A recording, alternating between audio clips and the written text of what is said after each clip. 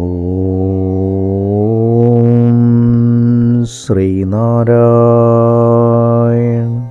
പരമഗുരവേ നമഃ. സുപ്രഭാതം. 1931 ദിവസമായി ഇന്ന് 2026 ആഗസ്റ്റ് മാസം 28 വെള്ളിയാഴ്ച. 1202 ആണ്ട് ചിങ്ങമാസം 12 ഇന്ന് യുഗപ്രഭാവനായ ശ്രീനാരായണ ഗുരുദേവ തൃപ്പാദങ്ങളുടെ 172 തിരുജയന്തി. ഏവർക്കും തിരുജയന്തി ആശംസകളോടെ ഗുരുവചനങ്ങളിലേക്ക്.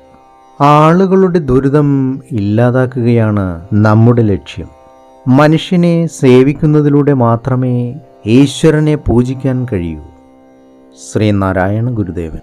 ശ്രീ നടരാജ ഗുരു എഴുതിയ ഗുരുവിരൽ എന്ന പുസ്തകത്തിൽ മധുരസ്മരണകൾ എന്ന് വിവരിക്കുന്നതിൻ്റെ 5ാം ഭാഗമാണ് ഇന്ന് അവതരിപ്പിക്കുന്നത്.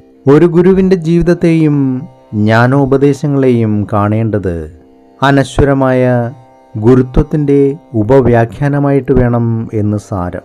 ഗുരുത്വത്തെ ഈ അർത്ഥത്തിൽ മനസ്സിലാക്കുന്നതിനെയാണ് ക്രിസ്തീയ സിദ്ധാന്തത്തിലെ പുത്രൻ എന്നതുകൊണ്ട് അർത്ഥമാക്കുന്നത്.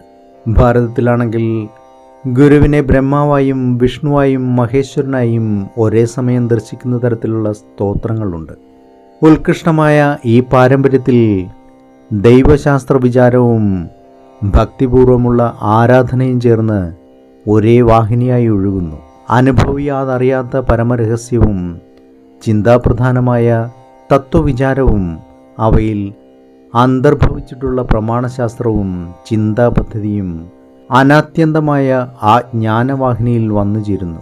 ഗുരുവിനെ ഈശ്വര തുല്യനായി കാണുന്ന സമ്പ്രദായം ലോകത്തിലെവിടെയും വ്യത്യസ്ത ഭാവങ്ങളിൽ കണ്ടുപോരുന്നുണ്ട്. എന്നാൽ അതിൻ്റെ എല്ലാം സ്രോതസ് അന്വേഷിച്ച് ചെന്നാൽ നാം പൂർവ്വദേശത്തെത്തും. വിശേഷിച്ചും ഭാരതത്തിൻ്റെ തെക്കേ അറ്റത്തുള്ള തീരദേശത്ത്.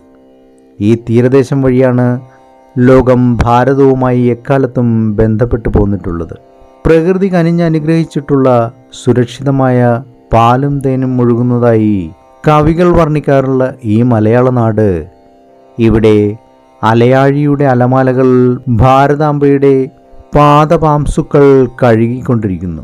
ഗുരുവരലിലെ ജ്ഞാനരഹസ്യം ഇവിടെ സുരക്ഷിതമായി എന്നും നിലനിൽക്കുന്നു. സഹസ്രാബ്ദങ്ങൾക്ക് ശേഷവും അത് അത്ഭുതകരമാവണ്ണം വീണ്ടും വീണ്ടും ആവിർഭവിക്കുന്നു.